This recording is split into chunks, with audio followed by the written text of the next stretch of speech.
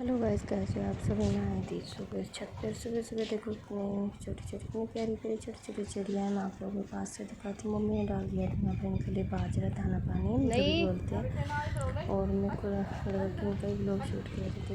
देखिए सुबह जैसे हम लोग बोलते हैं सुबह उठते चाय मिल जाए या नाश्ता कुछ मिल जाए। इधर कितने प्यारे प्यारे हरे होते हैं। मेरी मम्मी को पूछो तो शौक है अंदर है। मिलवाऊँगी आप सबको मैं किसी दिन मम्मी से भी। और देखो कैसे छोटे छोटे बच्चे भी हैं इनके साथ। बेबी इनके कितने दुखे भी है। मेरी बेटी इतनी खुश होकर चिल्ली मार रही थी इनको देख के। वो इनको पानी पिला रहे थे। मैं यहाँ नहीं भाई डिस्प्ले पानी में भूलकर बर्दाश्त से बाहर हो रहा था मुझे सिर दर्द।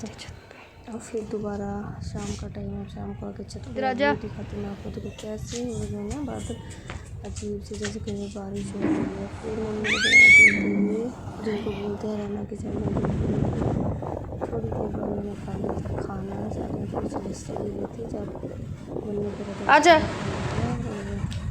काजू चल जल्दी। हिम्मत नहीं तो उसको बोली कि आजा बैग वगैरह सब सेट कर दिया था मैंने। इसी में बहुत ज़्यादा पेन था। बाकी चलते हैं लाइट वगैरह ऑफ करके।